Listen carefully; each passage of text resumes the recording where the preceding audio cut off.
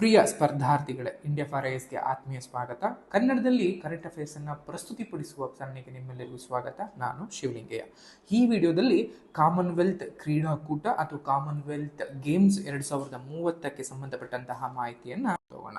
So ಮೊದಲಿಗೆ ಏನಕ್ಕೆ ಈ ಕಾಮನ್ವೆಲ್ತ್ 2030 ನ್ಯೂಸಲ್ಲಿದೆ ಅಂತ ನೋಡ್ತಾ ಬಂದಾಗ, ಗ್ಲಾಸ್ಗೋ ನಗರದಲ್ಲಿ ನಡೆದಂತಹ ಕಾಮನ್ವೆಲ್ತ್ ಕ್ರೀಡಾ ಮಹಾಸಭೆ ನವೆಂಬರ್ನಲ್ಲಿ 2025 ನಡೆದಂತಹ ಈ ಒಂದು ಸಭೆಯಲ್ಲಿ 74 ಸದಸ್ಯ ರಾಷ್ಟ್ರಗಳು ಮತ್ತು ಪ್ರಾಂತ್ಯಗಳನ್ನು ಒಂದು ಮತದಾನದ ಆಧಾರದ ಮೇಲೆ ಗುಜರಾತ್ನ ಅಹಮದಾಬಾದ್ ಅನ್ನ 2030ರ ಶತಮಾನೋತ್ಸವದ ಒಂದು ಕಾಮನ್ವೆಲ್ತ್ ಕ್ರೀಡಾಕೂಟದ ಆತಿಥ್ಯವನ್ನ ವಹಿಸಲು ಅನುಮೋದನೆ ನೀಡಲಾಗಿದೆ. ಸೊ ಆ ದೃಷ್ಟಿಯಿಂದಾಗಿ ಕಾಮನ್ವೆಲ್ತ್ ಗೇಮ್ಸ್ 2030 ನ್ಯೂಸ್ ಹಾಗಿದ್ರೆ ಏನಿದು ಕಾಮನ್ವೆಲ್ತ್ ಅಂತ ಏನು ಅಥವಾ ಹೇಗೆ ಏನು ಅದರದ್ದು ಭಾರತದ್ದು ಇದೆಲ್ಲವನ್ನು ನೋಡ್ತಾ ಬಂದಾಗ, ಯೂಶಲಿ ಈ ಕಾಮನ್ವೆಲ್ತ್ ಗೇಮ್ಸ್ ಅನ್ನುವಂಥದ್ದು 4 ವರ್ಷಗಳಿಗೊಮ್ಮೆ ನಡೆಯುವಂಥದ್ದು. 2022ರಲ್ಲಿ ನಡೆದಿದೆ, 2026ರಲ್ಲಿ ನಡೆಯಲಿದೆ, ಮುಂದಿನ ವರ್ಷ 2026ರಲ್ಲಿ ನಡೆಯಲಿದೆ, ಹಾಗೆ 2030ರಲ್ಲಿ ನಡೆಯಲಿದೆ. 2030ನೇ ಸಾಲಿನಲ್ಲಿ ನಡೆಯುವಂತಹ ಕ್ರೀಡಾಕೂಟ ಏನಿದೆ, ಆ ಕ್ರೀಡಾಕೂಟಕ್ಕೆ ಭಾರತ ಬಿಡ್ಡನ್ನ ಕೊಡಲಾಗಿತ್ತು. ಬಟ್ ಆದ್ರೆ ಬೇರೆ ದೇಶ ಅದಕ್ಕೆ ಆಲ್ರೆಡಿ ಆಯ್ಕೆಯಾಗಿತ್ತು. ಬಟ್ ಆ ದೇಶ ತನ್ನ ಸ್ಥಾನದಿಂದ ತನ್ನ ಒಂದು ಅರ್ಜಿಯನ್ನ ಹಿಂತೆಗೆದುಕೊಂಡಿದ್ದರಿಂದ ಭಾರತದ ಅಹಮದಾಬಾದ್ ಏನ್ ತನ್ನ ಬಿಡ್ಡನ್ನ ಸಲ್ಲಿಸಿತ್ತು, ಆ ಬಿಡ್ಡಿನ ಪ್ರಕಾರ ಅಹಮದಾಬಾದ್ ನಗರವನ್ನ 2030ನೇ ಸಾಲಿನ ಒಂದು ಕ್ರೀಡಾಕೂಟಕ್ಕೆ ಆತಿಥ್ಯವನ್ನು ವಹಿಸಿಕೊಳ್ಳೋದಕ್ಕೆ ಅಧಿಕೃತವಾಗಿ ಒಂದು ಅವಕಾಶವನ್ನ ನೀಡಲಾಗಿದೆ. ಸೊ ಎಲ್ಲಿಂದ ನೋಡ್ತಾ ಬಂದಾಗ, ಗುಜರಾತ್ ನಲ್ಲಿರುವಂತಹ ಅಹಮದಾಬಾದ್ ಅಥವಾ ಅಹಮದಾಬಾದ್ ಅಂತ ಕೂಡ ಕರೀತಾರೆ, ಅಥವಾ ಅಹಮದಾಬಾದ್ ಅಂತ ಕೂಡ ಕರೆಯುವಂಥದ್ದು. ಈ ನಗರಕ್ಕೆ 2030ನೇ ಸಾಲಿನ ಕಾಮನ್ವೆಲ್ತ್ ಕ್ರೀಡಾಕೂಟವನ್ನ ವಹಿಸೋದಿಕ್ಕೆ ಅಥವಾ ಆತಿಥ್ಯವನ್ನ ವಹಿಸೋದಿಕ್ಕೆ ಅವಕಾಶವನ್ನ ಮಾಡಿಕೊಡ್ಲಾಗಿದೆ. ಅದಕ್ಕೆ ಸಂಬಂಧಪಟ್ಟ ಹಾಗೆ ಇತ್ತೀಚೆಗೆ ಏನು ಸ್ಕಾಟ್ಲೆಂಡ್ನ ಒಂದು ಗ್ಲಾಸ್ಗೋ ನಗರದಲ್ಲಿ ಒಂದು ಸಭೆಯನ್ನು ಕೂಡ ಮಾಡಲಾಗಿತ್ತು. ಒಟ್ಟು ಕಾಮನ್ವೆಲ್ತ್ ನಗರಗಳು ಅಥವಾ ಕಾಮನ್ವೆಲ್ತ್ ಸದಸ್ಯ ರಾಷ್ಟ್ರಗಳೇನಿದ್ದಾರೆ ಅವರೆಲ್ಲರೂ ಕೂಡ ಮತದಾನದ ಮೂಲಕ ಅಂತಿಮವಾಗಿ ಅಹಮದಾಬಾದ್ ಅನ್ನು ಆಯ್ಕೆ ಮಾಡಲಾಯಿತು. ಇನ್ನೊಂದು ತುಂಬಾ ವಿಶೇಷ ಏನು ಅಂತ ಬಂದಾಗ, 2030ನೇ ಸಾಲಿನ ಒಂದು ಕಾಮನ್ವೆಲ್ತ್ ಕೂಟ ಏನಿದೆ ಅದಕ್ಕೆ ಶತಮಾನೋತ್ಸವದ ಒಂದು ಆಚರಣೆ ಇದೆ. ಅಂದ್ರೆ ಬರೋಬ್ಬರಿ ಕಾಮನ್ವೆಲ್ತ್ ಗೇಮ್ ಅಥವಾ ಆಟಗಳು ಕ್ರೀಡಾಕೂಟಗಳು ಶುರುವಾಗಿ 2030ಕ್ಕೆ 100 ವರ್ಷಗಳು ಸಂದಲಿದೆ. ಆದ್ರಿಂದಾಗಿ 2030ನೇ ಒಂದು ಕ್ರೀಡಾಕೂಟ ಶತಮಾನೋತ್ಸವದ ಅಂದ್ರೆ ಕಾಮನ್ವೆಲ್ತ್ ಗೇಮ್ಸ್ ನ ಒಂದು ಶತಮಾನೋತ್ಸವದ ಒಂದು ಏನು ಕ್ರೀಡಾಕೂಟ ಕೂಡ ಹಾಕಲಾಗಿರುತ್ತೆ. ಆ ಮೂಲಕ ಭಾರತ ತಾನು ಕೂಡ ಕ್ರೀಡೆನಲ್ಲಿ ಹಿಂದೆ ಉಳಿದಿಲ್ಲ, ಕ್ರೀಡೆಗಳನ್ನ ಸಂಯೋಜಿಸೋದ್ರಲ್ಲಿ ಅಥವಾ ಕ್ರೀಡೆಗಳನ್ನ ಆಯೋಜನೆ ಮಾಡೋದ್ರಲ್ಲಿ, ಇಂತಹ ಒಂದು ದೊಡ್ಡ ಕ್ರೀಡಾಕೂಟಗಳನ್ನ ಆಯೋಜನೆ ಮಾಡೋದ್ರಲ್ಲಿ ತಾನು ಕೂಡ ಏನು ಸಮರ್ಥನಿದ್ದೀನಿ ಅಂತ ತೋರಿಸ್ಕೊಳ್ಳೋದಿಕ್ಕೆ ಮತ್ತು ಕ್ರೀಡೆಗಳ ಮೂಲಸೌಕರ್ಯ ಆಗಿರ್ಬೋದು, ಸಾಂಸ್ಥಿಕ ಒಂದು ಪ್ರದರ್ಶನವನ್ನ ಸಾಮರ್ಥ್ಯವನ್ನ ಪ್ರದರ್ಶಿಸುವಂತ ಗುರಿಯನ್ನು ಹೊಂದಿರುವಂತದ್ದು. ಆ ಮೂಲಕ 2036ನೇ ಸಾಲಿನ ಒಲಿಂಪಿಕ್ಸ್ ಕೂಡ ಒಂದು ಒಲಿಂಪಿಕ್ಸ್ ಅನ್ನ ಆತಿಥ್ಯ ವಹಿಸೋದಿಕ್ಕೆ ಬಿಡ್ಡನ್ನ ಮಾಡೋದಕ್ಕೂ ಕೂಡ ಇದೊಂದು ಪ್ರಿಪರೇಟರಿ ಆಗಿ ವರ್ಕ್ ಮಾಡ್ತಾನೆ ಅನ್ನುವಂಥದ್ದು. ಅದ್ರ ಜೊತೆಗೆ ಭಾರತಕ್ಕೆ ಇದೊಂದು ದೀರ್ಘಕಾಲಿಕ ಮಹತ್ವಾಕಾಂಕ್ಷೆಯಾಗಿ ಕೆಲಸವನ್ನ ಮಾಡಲಾಗತ್ತೆ ಅನ್ನುವಂಥದ್ದು ಕೂಡ ನಾವು ನೋಡ್ತಾ ಬರ್ಬೋದಂಥದ್ದು. ಕಾಮನ್ವೆಲ್ತ್ ಕ್ರೀಡಾಕೂಟ ಅಂದ್ರೆ ಏನು ಅಂತ ನೋಡ್ತಾ ಬಂದಾಗ, ಕಾಮನ್ವೆಲ್ತ್ ಕ್ರೀಡಾಕೂಟ ಅನ್ನುವಂಥದ್ದು ಈ ಕಾಮನ್ವೆಲ್ತ್ ನೇಷನ್ಸ್ ಏನಿದಾವೆ, ಕಾಮನ್ವೆಲ್ತ್ ನೇಷನ್ಸ್ ಅಂತ ಅಂದ್ರೆ ಹಿಂದೆ ಬ್ರಿಟಿಷ್ ಸಾಮ್ರಾಜ್ಯದಲ್ಲಿದ್ದಂತಹ ವಸಾಹತು ರಾಷ್ಟ್ರಗಳು ಏನೇನಿದ್ದೋ ಅಥವಾ ಬ್ರಿಟಿಷ್ ಸಾಮ್ರಾಜ್ಯದ ಅಂಡರ್ ಯಾವೆಲ್ಲ ರಾಷ್ಟ್ರಗಳು ಕಾಲನೈಸ್ ಆಗಿದ್ದೋ ಅಂತ ರಾಷ್ಟ್ರಗಳು ಒಂದೆಡೆ ಸೇರಿ ಒಂದು ಸಂಘಟನೆಯನ್ನ ಕಟ್ಕೊಂಡಿದ್ದಾರೆ. ಅಂತದೇ ಕಾಮನ್ವೆಲ್ತ್ ಅಂತ ಕರಿತೀವಿ. ಅಂದ್ರೆ ಸಮಾನ ಒಂದು ಮನಸ್ಕ ರಾಷ್ಟ್ರಗಳು ಅನ್ನುವಂಥದ್ದು. ಇಲ್ಲಿ ಯಾವುದೇ ರೀತಿಯಾದಂತಹ ಏನು ಡಿಕ್ಟೇಟ್ ಆಗಿರ್ಬೋದು ಅಥವಾ ಆದೇಶವನ್ನು ನೀಡುವಂತಹ ಒಂದು ಸಂಘಟನೆ ಅಲ್ಲ. ಇವೆಲ್ಲವೂ ಕೂಡ ಏಕ ಮತದಾನದ ಮೂಲಕ ಇರುವಂತಹ ಒಂದು ಸಮಾನ ಅಂದ್ರೆ ಲೈಕ್ ಬ್ರಿಟಿಷ್ ಆಳ್ವಿಕೆನಲ್ಲಿದ್ದಂತಹ ಈ ಎಕ್ಸ್ ಅನ್ನುವಂಥದ್ದು ಅಥವಾ ಬ್ರಿಟಿಷ್ ಆಳ್ವಿಕೆನಲ್ಲಿದ್ದಂತಹ ಹಳೆಯ ವಸಾಹತು ರಾಷ್ಟ್ರಗಳು ಏನಿದ್ರು ಅವನ್ನ ಕಾಮನ್ವೆಲ್ತ್ ನೇಷನ್ಸ್ ಅಂತ ಕರೀತಾರೆ. ಈ ಕಾಮನ್ವೆಲ್ತ್ ನೇಷನ್ಸ್ಗಳು ಒಂದೆಡೆ ಸೇರಿ 4 ವರ್ಷಗಳಿಗೊಮ್ಮೆ ಒಂದು ಕ್ರೀಡಾಕೂಟವನ್ನ ಆಯೋಜನೆ ಮಾಡ್ಕೊಳ್ತವೆ. ಅದುವೇ ಕಾಮನ್ವೆಲ್ತ್ ಕ್ರೀಡಾಕೂಟ. ಒಲಿಂಪಿಕ್ಸ್ ಅನ್ನ ಬಿಟ್ರೆ ಎರಡನೇ ಅತಿ ದೊಡ್ಡ ವಿಶ್ವದ ಕ್ರೀಡಾಕೂಟ ಅನ್ನುವಂತಹ ಒಂದು ಹೆಗ್ಗಳಿಕೆಯನ್ನು ಕೂಡ ಈ ಕಾಮನ್ವೆಲ್ತ್ ಕ್ರೀಡಾಕೂಟ ಇದೆ. ಯಾಕಂದ್ರೆ ಒಲಿಂಪಿಕ್ಸ್ ಅನ್ನುವಂಥದ್ದು ಪ್ರಪಂಚದಾದ್ಯಂತ ಇರುವಂತಹ 190ಕ್ಕೂ ಹೆಚ್ಚು ರಾಷ್ಟ್ರಗಳು ಅದರಲ್ಲಿ ಭಾಗವಹಿಸ ಬರ್ತವೆ. ಇನ್ನು ಈ ಒಂದು ಕಾಮನ್ವೆಲ್ತ್ ಕ್ರೀಡಾಕೂಟದಲ್ಲಿ 70ಕ್ಕೂ ಹೆಚ್ಚು ರಾಷ್ಟ್ರಗಳು ಈ ಒಂದು ಕ್ರೀಡಾಕೂಟದಲ್ಲಿ ಭಾಗವಹಿಸ್ತಾ ಬರ್ತವೆ. ಪ್ರತಿ 4 ವರ್ಷಗಳಿಗೊಮ್ಮೆ ಈ ಒಂದು ಅಂತಾರಾಷ್ಟ್ರೀಯ ಬಹು ಕ್ರೀಡಾಕೂಟವನ್ನು ಮಾಡಲಾಗುತ್ತೆ. ಒಟ್ಟಾರೆಯಾಗಿ ಇದೊಂದು ಅಂತಾರಾಷ್ಟ್ರೀಯ ಬಹು ಕ್ರೀಡಾಕೂಟ ಅನ್ನುವಂಥದ್ದು. ಇದರಲ್ಲಿ 56 ಸದಸ್ಯ ರಾಷ್ಟ್ರಗಳಿವೆ. ಕೆಲವೊಮ್ಮೆ ಯಾಕಂದ್ರೆ ಕಾಮನ್ವೆಲ್ತ್ ಅಂತ ಬಂದಾಗ ಅಥವಾ ಕಾಮನ್ವೆಲ್ತ್ ಕ್ರೀಡಾಕೂಟಗಳು ಅಂತ ಬಂದಾಗ ಕೇವಲ ಆ ಮೆಂಬರ್ಸ್ ಅಷ್ಟೇ ಅಲ್ಲ, ತನ್ನ ಇಚ್ಛೆ ಇರುವಂತಹ ಕೆಲವು ರಾಷ್ಟ್ರಗಳು ಕೂಡ ಅದ್ರಲ್ಲಿ ಭಾಗವಹಿಸೋದಾಗಿರುತ್ತೆ. ಅದರಿಂದಾಗಿ ಪ್ರತಿ ವರ್ಷ ಏನಿಲ್ಲ ಅಂದ್ರೂ ಕೂಡ 70ಕ್ಕೂ ಹೆಚ್ಚು ಏನು ಬ್ರಿಟಿಷ್ ಇಂದಿನ ವಸಾಹತು ರಾಷ್ಟ್ರಗಳೇನಿದ್ವು ಅವೆಲ್ಲವೂ ಕೂಡ ಈ ಕ್ರೀಡಾಕೂಟದಲ್ಲಿ ಭಾಗವಹಿಸಲಾಗುತ್ತೆ.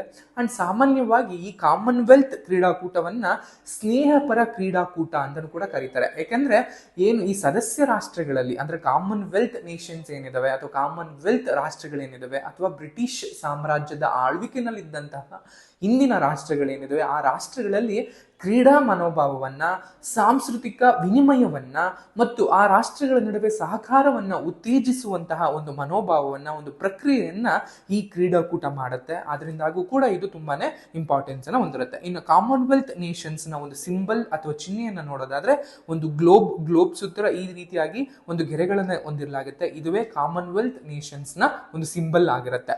ಕಾಮನ್ವೆಲ್ತ್ ಕ್ರೀಡಾಕೂಟದ ಒಂದು ಇತಿಹಾಸವನ್ನ, ಅದರ ಒಂದು ಹಿಸ್ಟ್ರಿಯನ್ನ ನೋಡೋದಾದ್ರೆ ಈ ಕಾಮನ್ವೆಲ್ತ್ ಗೇಮ್ಸ್ ಏನು ಅವಾಗಲೇ ಹೇಳಿದಾಗಲೇ ಸ್ನೇಹಪರ ಕೂಟ ಅಥವಾ ಫ್ರೆಂಡ್ಲಿ ಗೇಮ್ಸ್ ಅಂತಲೂ ಕೂಡ ಕರೀತಾ ಬರ್ತಾರೆ.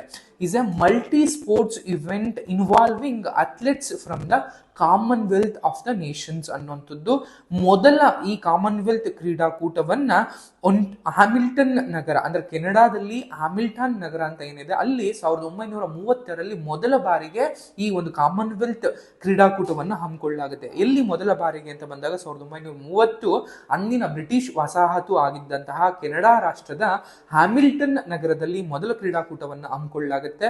ಇದನ್ನ ಮೊದಲಿಗೆ ಕೇವಲ 11 ರಾಷ್ಟ್ರಗಳಿಂದ ಭಾಗವಹಿಸ್ತಾ ಬಂದು ಇಂದು 72ಕ್ಕೂ ಹೆಚ್ಚು ನಗರಗಳು ಅಥವಾ 72ಕ್ಕೂ ಹೆಚ್ಚು ರಾಷ್ಟ್ರಗಳು ಈ ಒಂದು ಸ್ಪೋರ್ಟ್ಸ್ ನಲ್ಲಿ ಅಥವಾ ಈ ಒಂದು ಕ್ರೀಡಾಕೂಟದಲ್ಲಿ ಶುರು ಮಾಡ್ತಾ ಬಂದಿದೆ. ಮೊದಲಿಗೆ ಕೇವಲ 11 ರಾಷ್ಟ್ರಗಳಿಂದ ಶುರುವಾದಂತಹ ಈ ಒಂದು ಕ್ರೀಡಾಕೂಟ ಇಂದು 72 ರಾಷ್ಟ್ರಗಳ ಒಂದು ಕ್ರೀಡಾಳುಗಳು ಈ ಒಂದು ಕ್ರೀಡಾಕೂಟದಲ್ಲಿ ಭಾಗವಹಿಸ್ತಾ ಬರ್ತಾರೆ. ಮೊದಲಿಗೆ ಇದನ್ನ ಕಾಮನ್ವೆಲ್ತ್ ಗೇಮ್ಸ್ ಅಂತ ಕರಿತಾ ಇರಲಿಲ್ಲ. ಮೊದಲಿಗೆ ಇದನ್ನ ಬ್ರಿಟಿಷ್ ಸಾಮ್ರಾಜ್ಯ ಕ್ರೀಡಾಕೂಟ ಅಂತ ಕರಿತಾ ಇದ್ರು. ಆ ನಂತರದಲ್ಲಿ 1954 ಮತ್ತು 66ರ ಆಸುಪಾಸಿನಲ್ಲಿ ಇದನ್ನ ಬ್ರಿಟಿಷ್ ಸಾಮ್ರಾಜ್ಯ ಮತ್ತು ಕಾಮನ್ವೆಲ್ತ್ ಕ್ರೀಡಾಕೂಟ ಅಂತಾನೂ ಕೂಡ ಕರಿತಾ ಇದ್ರು. ಆ ನಂತರದಲ್ಲಿ 1970ರಿಂದ 74ನೇ ಆಸುಪಾಸಿನಲ್ಲಿ ಬ್ರಿಟಿಷ್ ಕಾಮನ್ವೆಲ್ತ್ ಗೇಮ್ಸ್ ಅಂತಾನೂ ಕೂಡ ಕರಿತಾ ಬಂದಿದ್ರು. ಅಂತಿಮವಾಗಿ 1978ರಲ್ಲಿ ಇದನ್ನ ಕಾಮನ್ವೆಲ್ತ್ ಗೇಮ್ಸ್ ಅಥವಾ ಕಾಮನ್ವೆಲ್ತ್ ಕ್ರೀಡಾಕೂಟ ಅಂತ ಕರಿತಾ ಬಂದಿದ್ದಾರೆ. ಆ ಮೂಲಕ ಕಾಮನ್ವೆಲ್ತ್ ರಾಷ್ಟ್ರಗಳ ನಡುವಿನ ಒಂದು ಐತಿಹಾಸಿಕ ಸಂಬಂಧವನ್ನ ಈ ಕಾಮನ್ವೆಲ್ತ್ ಗೇಮ್ಸ್ ಅನ್ನುವಂಥದ್ದು ಸಿಂಬಲೈಸ್ ಮಾಡುತ್ತೆ ಅಥವಾ ಸಂಕೇತಿಸುತ್ತೆ ಅನ್ನುವಂಥದ್ದು ನಾವು ನೆನಬೇಕಾಗತ್ತೆ. ಈ ಕ್ರೀಡಾಕೂಟವನ್ನ ಮೊದಲೇ ಹೇಳಿದಾಗೆ ಪ್ರತಿ 4 ವರ್ಷಗಳಿಗೊಮ್ಮೆ ಸದಸ್ಯ ರಾಷ್ಟ್ರಗಳೇನಿದಾವೆ ಆ ಸದಸ್ಯ ರಾಷ್ಟ್ರಗಳಲ್ಲಿ ನಡೆಸಲಾಗತ್ತೆ, ಹಮ್ಮಿಕೊಳ್ಳಲಾಗತ್ತೆ ಅನ್ನುವಂಥದ್ದು. ಕೊನೆಯದಾಗಿ ನಡೆದಿದ್ದು 2022ರಲ್ಲಿ ಬರ್ಮಿಂಗ್ಹ್ಯಾಮ್ ನಲ್ಲಿ ಅಂದ್ರೆ ಇಂಗ್ಲೆಂಡ್ ಬರ್ಮಿಂಗ್ಹ್ಯಾಮ್ ನಲ್ಲಿ ಕೂಡ ನಡೆಯಲಾಗುತ್ತೆ. 2026ರಲ್ಲಿ ಮುಂದಿನ ಒಂದು ವರ್ಷದಲ್ಲಿ ಸ್ಕಾಟ್ಲೆಂಡ್ ನ ಗ್ಲಾಸ್ಗೋ ನಗರದಲ್ಲಿ ನಡೆಯಲಾಗುತ್ತೆ. ಭಾರತ ಅಲ್ಲೂ ಕೂಡ ಭಾಗವಹಿಸಲಿದೆ ಅನ್ನುವಂಥದ್ದು ಗೊತ್ತಿರಲಿ. ಇನ್ನು ಭಾರತ 2010ರಲ್ಲಿ ಈ ಒಂದು ಕ್ರೀಡಾಕೂಟವನ್ನ ಆಯೋಜನೆ ಮಾಡಿತ್ತು ಅನ್ನೋದು ಕೂಡ ನಿಮಗೆ ಗೊತ್ತಿರಬೇಕಾಗತ್ತೆ. 2010ರಲ್ಲಿ ದೆಹಲಿನಲ್ಲಿ ಈ ಒಂದು ಕಾಮನ್ವೆಲ್ತ್ ಗೇಮ್ಸ್ ಅನ್ನ ಕೂಡ ನಾವು ಆಯೋಜನೆಯನ್ನ ಮಾಡಿದ್ವಿ. ಇಡೀ 1930ರಿಂದ 2010ರವರೆಗೆ ಅದೇ ಅತ್ಯುತ್ತಮ ಒಂದು ಪ್ರದರ್ಶನವನ್ನು ಕೊಟ್ಟಿತ್ತು. ಒಟ್ಟಾರೆಯಾಗಿ ಪದಕಗಳ ಒಂದು ಸಂಯೋಜನೆ ಅಥವಾ ಪದಕಗಳ ಗಳಿಕೆಯಲ್ಲಿ 2ನೇ ಸ್ಥಾನದಲ್ಲಿತ್ತು ಆ ವರ್ಷ 2010ರಲ್ಲಿ ಅನ್ನುವಂಥದ್ದು ಕೂಡ ನಿಮಗೆ ಜ್ಞಾಪನ ಇರಬೇಕು. ಇನ್ನು ಈ ಗಳನ್ನ ನಾವು ವಹಿಸೋದ್ರಿಂದಾಗಿ ಅಥವಾ ಕಾಮನ್ವೆಲ್ತ್ ದೇಶಗಳನ್ನ ಅದು ಈ ಗೇಮ್ಸ್ ಅನ್ನ ಆಯೋಜನೆ ಮಾಡೋದ್ರಿಂದಾಗಿ ಭಾರತಕ್ಕೆ ಏನು ಪ್ರಯೋಜನ? ಯಾಕೆಂದ್ರೆ ಈ ಕಾಮನ್ವೆಲ್ತ್ ಗೇಮ್ಸ್ ಗಳನ್ನ ಎಷ್ಟೋ ರಾಷ್ಟ್ರಗಳು ಮೊದಲು ಬಿಡ್ಡನ್ನ ಸೇರಿಸಿ ಬಟ್ ಅದರ ಒಂದು ವೆಚ್ಚವನ್ನ ನೋಡಿ ತಮ್ಮ ಅರ್ಜಿನ ಹಿಂತೆಗೆದುಕೊಳ್ತಾ ಇದ್ದು. ಅಂದ್ರೆ ಈ ವರ್ಷದ ಅಂದ್ರೆ 2030 ಕೂಡ ಹಂಗೆ ಆಗಿದ್ದು. ಯಾಕಂದ್ರೆ ಈ ಕ್ರೀಡೆಗಳನ್ನ ಆಯೋಜನೆ ಮಾಡಬೇಕು, ಒಲಿಂಪಿಕ್ಸ್ ಆಗಿರ್ಬೋದು ಅಥವಾ ಈ ಕಾಮನ್ವೆಲ್ತ್ ಗೇಮ್ಸ್ ಆಗ್ಬೇಕು ಅಂದ್ರೆ ಯಾಕಂದ್ರೆ ಸಾವಿರಾರು ಕೋಟಿಗಳಷ್ಟು ಖರ್ಚಾಗಲಿದೆ. ಇದಕ್ಕೆ ಅಂತಾನೆ ಒಂದು ಕ್ರೀಡಾ ಗ್ರಾಮವನ್ನ ಅಥವಾ ಸ್ಪೋರ್ಟ್ಸ್ ವಿಲೇಜ್ ಅಥವಾ ಸ್ಪೋರ್ಟ್ಸ್ ಡಿಸ್ಟ್ರಿಕ್ಟ್ ಅನ್ನ ಕ್ರಿಯೇಟ್ ಮಾಡಬೇಕಾಗತ್ತೆ. ಎಷ್ಟು ಆಡಿಟೋರಿಯಂಗಳು ಬೇಕಾಗತ್ತೆ, ಸ್ವಿಮ್ಮಿಂಗ್ ಪೂಲ್ಸ್ ಗಳು ಬೇಕಾಗತ್ತೆ, ಟ್ರ್ಯಾಕ್ಸ್ ಗಳು ಬೇಕಾಗತ್ತೆ. ಎಲ್ಲವನ್ನು ಕೂಡ ಮೂಲ ಸೌಕರ್ಯವನ್ನ ಕಂಡುಕೊಳ್ಬೇಕು. ಅದ್ರ ಜೊತೆಗೆ 100 ರಾಷ್ಟ್ರಗಳಿಂದ ಅಥವಾ 70ಕ್ಕೂ ಹೆಚ್ಚು ರಾಷ್ಟ್ರಗಳಿಂದ ಕ್ರೀಡಾಳುಗಳು ಬರಲಿದ್ದಾರೆ. ಅವರೆಲ್ಲರಿಗೂ ಕೂಡ ನಾವು ಉಳ್ಕೊಳ್ಳೋದಕ್ಕೆ ಮೂಲ ಸೌಕರ್ಯಗಳನ್ನ ಮಾಡಬೇಕು. ಅದ್ರ ಜೊತೆಗೆ ಟೂರಿಸಂ ಕೂಡ ಬರ್ತಾರೆ.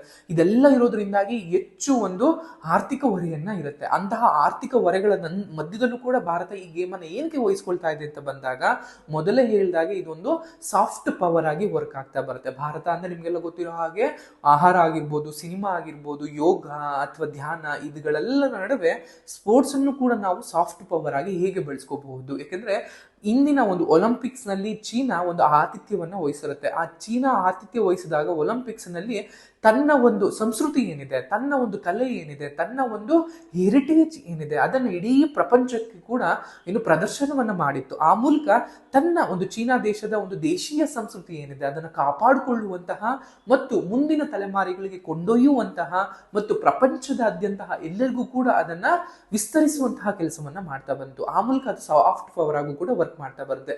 ಅದೇ ರೀತಿಯಲ್ಲಿ ಭಾರತ ಕೂಡ ಈ ಕ್ರೀಡಾಕೂಟಗಳನ್ನ ಆಯೋಜನೆಯನ್ನ ಮಾಡೋದ್ರಿಂದಾಗಿ ಅಥವಾ ಅವುಗಳಿಗೆ ಆತಿಥ್ಯವನ್ನ ವಹಿಸೋದ್ರಿಂದಾಗಿ ಭಾರತದ ಸಂಸ್ಕೃತಿಯನ್ನ, ಭಾರತೀಯ ಆಚಾರ ವಿಚಾರ ಕಲೆಗಳನ್ನ ಪ್ರಪಂಚದಾದ್ಯಂತ ನಾವು ಪಸರಿಸಬಹುದಾಗಿರುತ್ತೆ.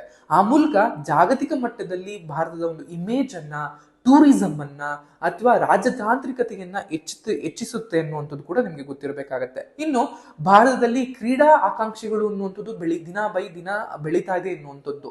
ಅಂದ್ರೆ ಭಾರತದಲ್ಲಿ ಕ್ರೀಡೆಗೆ ಹೆಚ್ಚು ಕ್ರಿಕೆಟ್ ಅನ್ನ ಹೊರತುಪಡಿಸಿದ್ರೆ ಯಾವುದಕ್ಕೂ ಕೂಡ ಹೆಚ್ಚು ಒಂದು ಪ್ರೋತ್ಸಾಹವನ್ನ ಕೊಟ್ಟಿರ್ಲಿಲ್ಲ.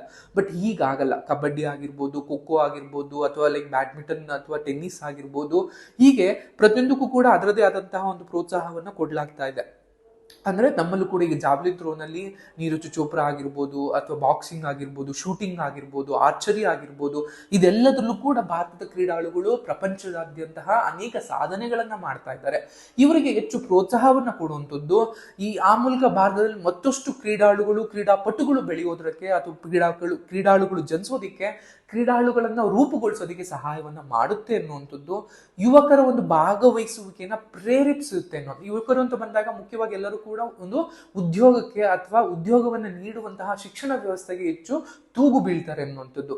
ಈ ಒಂದು ಸಂಸ್ಕೃತಿಯಿಂದ ಹೊರತರುವಂಥದ್ದು ಅಂದ್ರೆ ಕೇವಲ ಶಿಕ್ಷಣ ಅಥವಾ ಕೇವಲ ಒಂದು ಏನೋ ಲೈಕ್ IT, BT ಅಥವಾ ಅದರ್ ಕಂಪ್ನಿಗಳಲ್ಲಿ ಕೆಲಸ ಮಾಡೋದೊಂದೇ ಕೆಲಸ ಅಲ್ಲ. ಅದರ ಜೊತೆಗೆ ಕ್ರೀಡೆಗಳಾಗಿರ್ಬೋದು, ಉದ್ಯಮ ಆಗಿರ್ಬೋದು, ಈ ರೀತಿಯಾದಂತಹ ಒಂದು ಮನೋವೃತ್ತಿಯನ್ನ ಅಥವಾ ಒಂದು ಮನೋ ಸಾಮರ್ಥ್ಯವನ್ನ ಅಭಿವೃದ್ಧಿಪಡಿಸುವಂತಹ ಕೆಲಸವನ್ನ ಇದನ್ನು ಕೂಡ ಪ್ರೇರೇಪಿಸುತ್ತೆ ಅನ್ನುವಂಥದ್ದು. ಇದರ ಜೊತೆಗೆ ಮೂಲ ಸೌಕರ್ಯದ ಒಂದು ಅಭಿವೃದ್ಧಿ ಅನ್ನುವಂಥದ್ದು. ಯಾಕೆಂದ್ರೆ ನಿಮ್ಗೆಲ್ಲ ಗೊತ್ತಿರೋ ಇಂತಹ ಕ್ರೀಡೆಗಳನ್ನ ಆಯೋಜನೆ ಮಾಡಬೇಕು ಅಂತಂದ್ರೆ ಸುಮ್ಮನೆ ಮಾತಲ್ಲ ಅಥವಾ ಏನು ಕಮ್ಮಿ ಮಾತಲ್ಲ. ಇವಕ್ಕೆ ಮಾಡಬೇಕು ಅಂತಂದ್ರೆ ಹೆಚ್ಚಿನ ಒಂದು ಇನ್ಫ್ರಾಸ್ಟ್ರಕ್ಚರ್ಸ್ ನ ಬೆಳವಣಿಗೆ ಆಗ್ಬೇಕಾಗತ್ತೆ. ಇದಕ್ಕೆ ಅಂತಾನೆ ಕ್ರೀಡಾ ಗ್ರಾಮಗಳನ್ನ ನಾವು ಸೃಷ್ಟಿ ಮಾಡಬೇಕಾಗತ್ತೆ, ರಚಿಸಬೇಕಾಗತ್ತೆ. ಇದೆಲ್ಲವೂ ಕೂಡ ನಮ್ಮ ರಾಜ್ಯದ ಮತ್ತು ನಗರದ ಮೂಲ ಸೌಕರ್ಯವನ್ನ ನಾವು ಹೆಚ್ಚು ಮಾಡಬೇಕಾಗತ್ತೆ. ಅಂತಾರಾಷ್ಟ್ರೀಯ ಮಟ್ಟದಲ್ಲಿ ಮೂಲ ಸೌಕರ್ಯವನ್ನ ಹೆಚ್ಚು ಮಾಡೋದ್ರಿಂದಾಗಿ ಭಾರತದ ಒಂದು ಇಮೇಜ್ ಅನ್ನುವಂಥದ್ದು ಅಂತಾರಾಷ್ಟ್ರೀಯ ಮಟ್ಟದಲ್ಲಿ ಬೆಳೆಯುತ್ತೆ. ಮತ್ತೆ ಈ ಒಂದು ಕ್ರೀಡಾಕೂಟವನ್ನ ಆಯೋಜನೆ ಮಾಡೋದ್ರಿಂದಾಗಿ 2036ರಲ್ಲಿ ಆಯೋಜನೆಗೊಳ್ಳುವಂತಹ ಒಲಿಂಪಿಕ್ಸ್ ಅನ್ನ ನಾನು ಯಶಸ್ವಿಯಾಗಿ ಆತಿಥ್ಯ ವಹಿಸೋದಿಕ್ಕೆ ರೆಡಿ ಇದ್ದೀನಿ ಅನ್ನುವಂತಹ ಒಂದು ಗ್ರೀನ್ ಸಿಗ್ನಲ್ ಅನ್ನ ಪ್ರಪಂಚಕ್ಕೆ ನೀಡುವಂತಹ ಒಂದು ಪ್ರಯತ್ನವನ್ನ ಭಾರತ ಮಾಡ್ತಾ ಇದೆ ಅನ್ನುವಂಥದ್ದು ಇದು ಇಂದಿನ ಒಂದು ವಿಚಾರಧಾರೆ ಆಗಿರುತ್ತೆ. ಈ ಭಾವಿಸ್ತಾ ಈ ವಿಡಿಯೋ ನಿಮಗೆ ಏನ್ ಮಾಡ್ತಾ ಇದ್ದೀನಿ. ವಂದನೆಗಳು.